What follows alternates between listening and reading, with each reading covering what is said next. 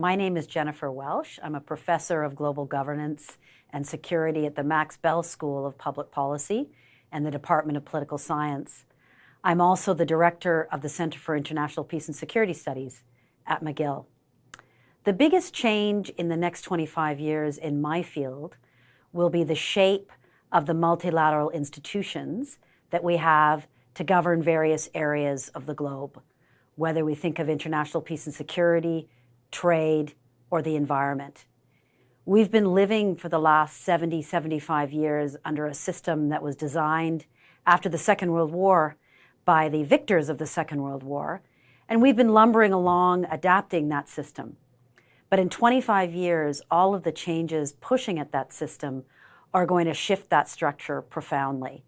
First and foremost, we have a number of states who are much more important and powerful today than the Western and European states that dominated in 1945.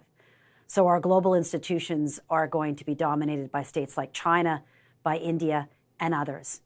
But secondly, all the advances in technology, whether we think of information technology, computing capacity, or analytical capacity like artificial intelligence, are going to fundamentally change the way we try to govern cooperation in all of those spaces.